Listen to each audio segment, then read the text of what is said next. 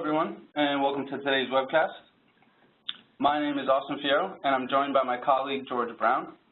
George and I are business intelligence and analytics consultants here at Thorogood, and we've joined on our user empowerment experience to bring you today's webcast.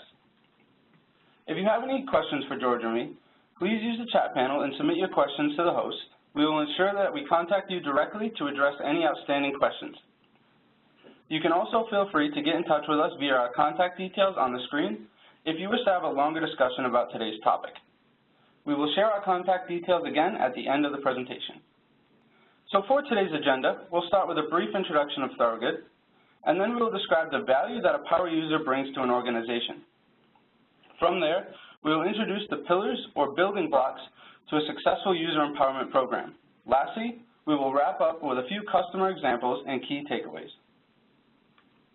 So for those unfamiliar with Thorogood, we are an independent professional services consulting firm specializing in business intelligence and analytic solutions. We've been delivering value in this space for over 25 years. We operate as a single organization, serving our customers globally and often working in leveraged teams across our offices in New York, Philadelphia, London, Bangalore, and Singapore. All of our consultants are recruited and trained in the same way to develop a unique mix of business understanding, technical excellence, and analytical ability. We provide a full range of services to support your business goals. Training and support of business users is one service which pertains to today's webcast, but covering the end-to-end life cycle of any project from initial strategy and roadmap definitions to requirements gathering, design and implementation of complex systems are other services as well. We also provide ongoing data analytics services as well as planning and business modeling solutions. Our clients typically span four data-rich verticals: consumer goods, pharmaceutical and health services, banking, and insurance. Our clients are some of the leading organizations in these sectors, and we take a lot of pride in the long-standing relationships we have fostered with some of the names that you see here. These organizations are large and complex businesses, and we rely on our thorough business understanding and deep technical expertise to deliver successful solutions to their business challenges. Now, we are independent in that we do not align with a single technology vendor. Instead, we work with a wide array of technology firms in the business intelligence market, including back-end, front-end, and analytics-driven technologies. With this independence, we are able to develop well-rounded expertise that allows us to help our clients integrate across platforms successfully. So let us begin with the power user aspect of an empowerment program. Now, the inspiration for this session came about from a number of conversations that we've had with some of our clients who have invested rather heavily in self-service platforms. Now, they invest in cloud platforms, semantic layers, OLAP models, and top-of-the-line user tools. So really an investment in technology that helps users do their own reporting and analysis. And the argument to put in place a self-service platform is a pretty compelling one because of the business value that it brings. These investments are common across large enterprises. However, as these platforms develop, more and more companies are looking to support to grow the number and skill level of their user base. So for example, one of our insurance clients came to us seeking some help. They have a few really talented end users, but this number was smaller than they had imagined when they put the technology in place. Similarly, but on a different scale, a manufacturer that we had worked with a very large user base using a platform that they had put in place, but the skill level of the users wasn't quite high enough so that the products that they were creating weren't as good as they wanted them to be. So in many ways, once you have your technology base right, the insights coming out of the investment are a function of the number and skill level of the users. To maximize the value of that investment, you really need to consider how your company can train and support more, better-equipped users. So working out how you do this is going to be different for every organization. And the investment that you make in training those users is largely going to be driven by what the value of these better-equipped power users are to your organization. And then that leads us to another interesting discussion. So that would be, what is the value of a power user? In speaking with our clients, we hear them ask for help in several areas. Now, they are interested in more power users as well as users that are more confident and better equipped to use the data to benefit their organization. So in order to assess how much time and money you put into getting to those users, it's important to consider what achieving those goals might do for your organization. Now, it's not something that you can always quantify or put a dollar amount to, but I do encourage you to consider it within your own organization because it's an important aspect to consider, and we found that it can lead to some pretty interesting discussions. So we see some common benefits that have an impact on two axes. So the first being, with an increase in the number and skill level of your power users, you expect to increase the speed in which decisions can be made and also quality of those decisions. So in many ways, this will lead to identifying more opportunities to reduce unnecessary costs or drive revenue in your organization. So you would expect that as you increase the skill and amount of power users, you are able to better run your business. But on another opposite axis, there is also the interplay with IT. As a result of having more power users within your business, we've seen a reduced dependence on IT and the costs associated with that. Recently, many organizations have been dealing with increasing amounts of data and new data sources available, resulting in more and more pressure on IT to provision data and respond quickly to new critical value-added needs within the organization.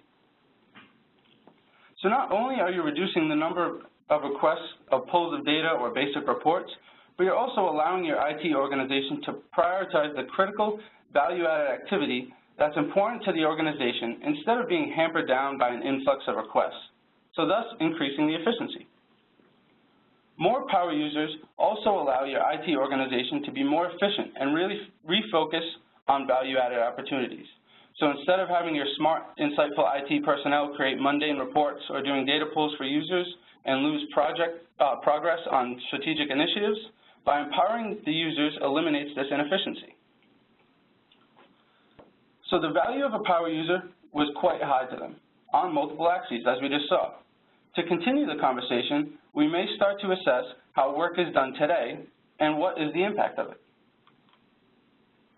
So now if you stop and think for a moment about your organization, where do the elements that drive decision-making today come from? So think of your business needs as this entire box. What percentage of your needs require technical experts versus business experts?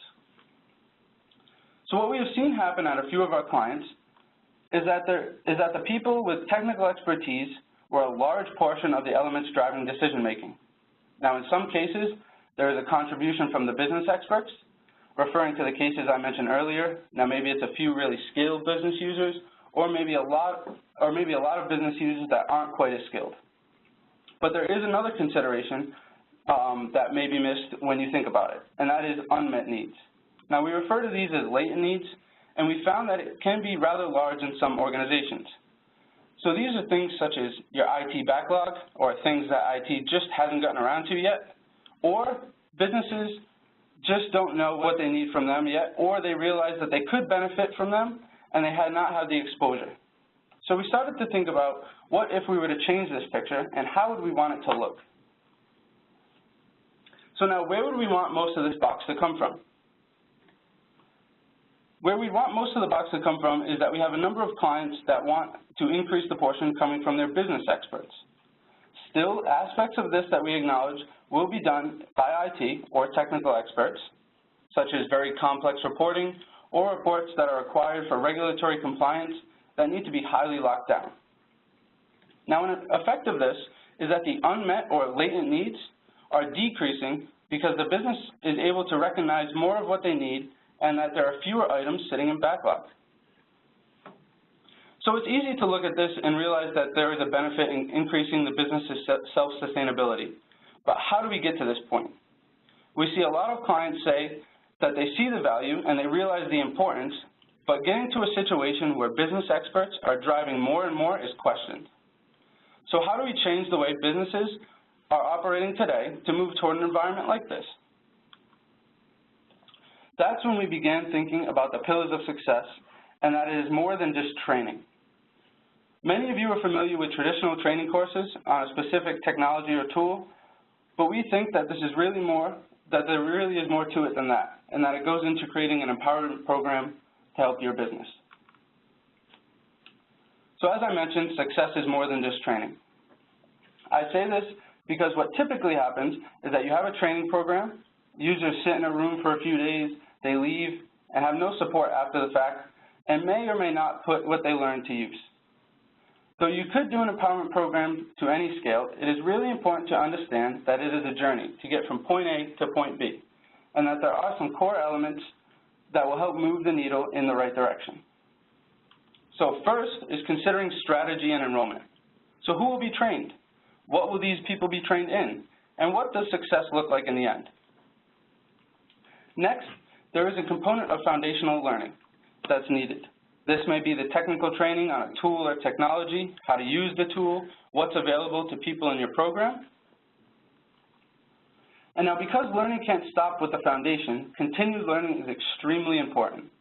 So how do you make sure learning doesn't stop? That users have a way to continue their journey and build upon that foundation rather than having it just be a quick course that they forget about and move on from. Now this journey needs to be wrapped within the context of community and best practices. So how do you do it in a collaborative, supportive environment and in a responsible way? Community, which we'll touch on a bit more, but we know that having a community environment surrounding this journey is really important for adoption. And with best practices, we know that it is extremely important that we're doing things responsibly. So let's explore these a bit more. And as we go through this, think about your organization and if there are aspects of this that you're doing today or things that you could be doing to help this type of change. So when considering a change like this, it is important to give appropriate consideration to enrollment. So now where will these users come from? The investment that a company makes in developing the skills of its users should be seen through the end. And therefore, it's imperative that the right people are being brought into the program. Now this could be done by self-enrollment, so who wants to do this, or you may consider doing it by nomination. So this could be done by an example we have seen where users were nominated by a department head. There is an obvious psychology in ensuring that users feel proud of being chosen or accepted into the program because you'll get greater commitment from them. Now in many ways, the investment you make in the users will outlive the life of the program.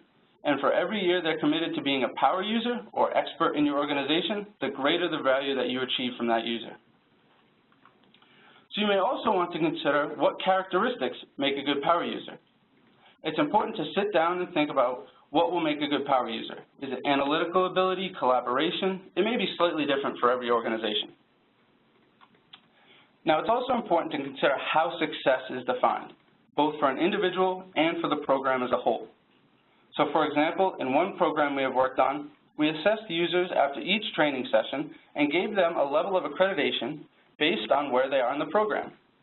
For measuring the success of the program as a whole, we conducted interviews with executives and monitored the usage of self-service tools and number of requests to IT. But defining how success is measured is really important. So once you have an enrollment and strategy down, it is important to give your users a base learning across the relevant technologies or data sources. Now in many ways, this type of training might be similar to other live training courses and will have similar considerations. However, one aspect that we find to be important is making the curriculum custom and tailored to the business needs. Whereas traditional training might use sample data and focus on one technology, we found that a training course is more likely to succeed when the training material is tailored to your data and your combination of technologies. That way, when you go into a real business case, you've already built up a familiarity that will help with the adoption. Now, the learning doesn't stop there, however. It's important to remember that this is a journey. And so, in many ways, it's the continued learning that is critical to success. So now continued learning can be done in a number of different ways. Something we have done with a customer is offer live one-on-one support or coaching after the foundational learning step. Many businesses express some frustration when they've invested time in training users, and some users would use the tool for a day or two and then give up. Others would get like 80 or 90% of the way through the report, get stuck, and then give up. So without having someone to call on, it was making it hard for the users to know how to get over this bump in the road when they hit it. or for some users, even to know where to start. By offering a coaching concept, the users have someone that they can reach out to who can help them at any point in their journey. So this ensures that the users have what they need when they go into real-life scenarios. Now, another aspect that you might consider is hosting an on-demand knowledge center, similar to having a one-stop shop for all your training needs. It would include past training courses, overviews of new features or versions. So by giving the users a place to go to when they get stuck, we can help encourage them to continue on their journey. Now, this is very beneficial to the users because they know that there is now a base of information in case they get stuck or want to refresh on any certain topics to improve their skills. So going hand in hand with encouragement is the importance of establishing a community around self-service. Something that we have seen clients struggle with is how to get started. So is this done globally or locally? It may be something that you want to do, but there are other priorities that keep it from getting in the way. Something we're doing with one of our clients is actually owning and helping them build a community, setting up regional groups, hosting events, such as user groups or social events. We help them by maintaining an active blog that will not only share showcases of what users in the community are doing, but will also tie into this with coaching. So as a coach is working one-on-one with a user, the learnings are shared on a blog so that the user gets the personalized support, but the learnings are shared on a wider base. So there are many ways to approach this, but it is important to focus on how you will foster this collaboration. And lastly, we're going to talk about best practices. Many of the concerns over self-service, particularly from IT departments, are around how responsibly or irresponsibly the tool may be used. So it's important to consider how you might build best practices into the training curriculum so that it is ingrained in the user's minds. You may also want to allow publishing rights to users after certain courses are taken or passed. Similarly, you may also consider how to ensure that there are standards not just around the use of the tools, but also around the experience as well. So that goes for things like branding or visualization best practices are taken into account. Things that ensure the look and feel of the products, like reports or templates, created by the users, look and feel the way they should using the proper visualizations. These can be similarly included in your training curriculum. So now that we have looked at the different pillars of success, I'm going to hand it over to George, who will show you how we have rolled out empowerment programs for different customers with different needs. Thanks, Austin. So I'm going to go into two customer examples to give you a sense of how you can translate these pillars that Austin just spoke about into practice within your organization. As we go through these examples, keep in mind that there's no one-size-fits-all solution. An empowerment program should be flexible and tailored specifically to your organization. So we'll see that the concepts Austin covered can take many different shapes and be scaled to varying degrees. What we'll do is we'll start with a program that we ran with a global insurance company. This was an 8-month program that started with an enrollment and assessment phase where we identified the customer curriculum across multiple technologies. For enrollment, we targeted specific users in several business units based on what would provide the most business value, and then we assessed their skills. The comprehensive program included virtual and in-person training sessions at different skill levels and was designed to become self-sustaining because we trained trainers to run additional sessions into the future. For the continued learning portion, we had a shared knowledge center and real-time support, which helped users as they worked on their own projects, and we also had tutorials and refreshers as new versions of the technologies were released. We created a user community via virtual groups as well as localized user groups. And throughout all of the trainings, we incorporated the organization's best practices to ensure that it was customized specifically to what the standards were within this organization. So this was a really in-depth effort that was shaped and tailored towards this specific customer's needs. We'll also see next that we can cover similar topics, but at a smaller scale. So here we have an example of an empowerment program that I was involved with over the past 2 months. It covers similar ground to the previous one, but it's a little bit on a smaller scale. So it was just an 8-week program that emphasized applied learning. We began with 3 weeks of foundational training, during which the analyst group that we're working with learned core concepts and tested their learning with customized exercises that we created based off their own health insurance data sets. The trainings covered several different technologies that the analysts used in the applied learning phase.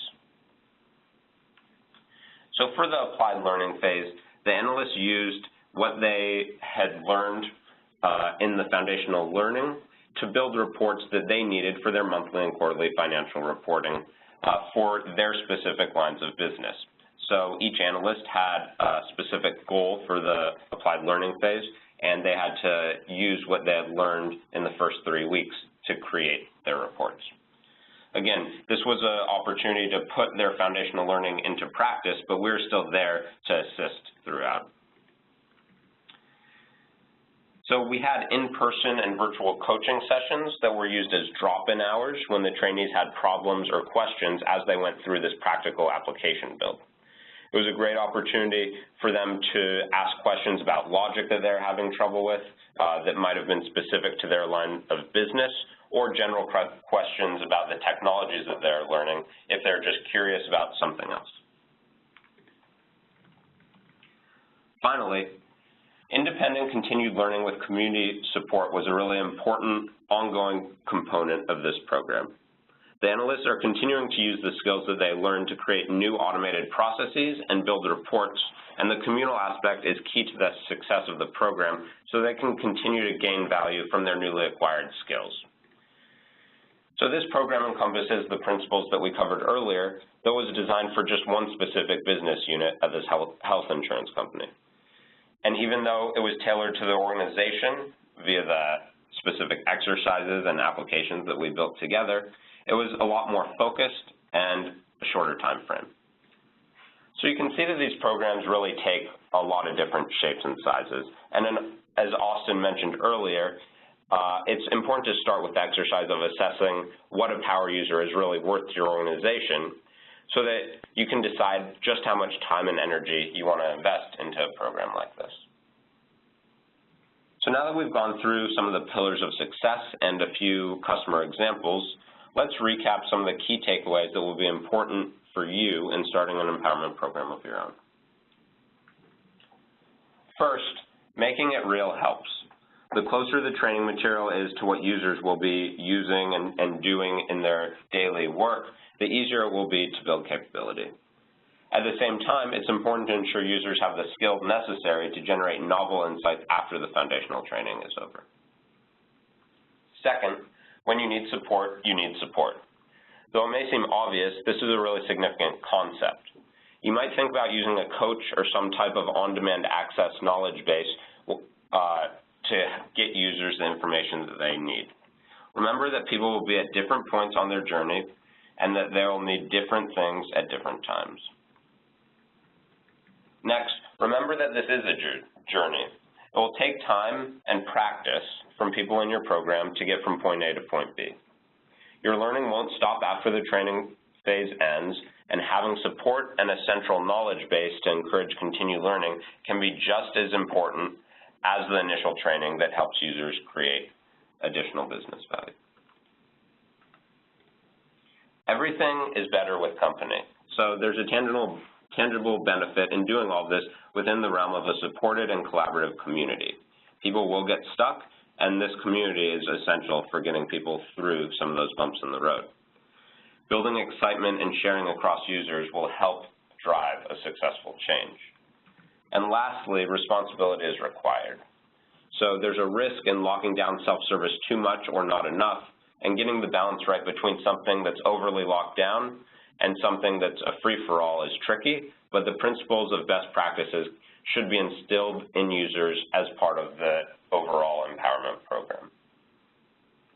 So I hope some of these examples and key ideas have helped you think a little bit more about the world of user empowerment and how and where your organization might approach the tricky challenge of getting your users skilled and providing meaningful value. Thank you for joining us today, and hope you have a great day.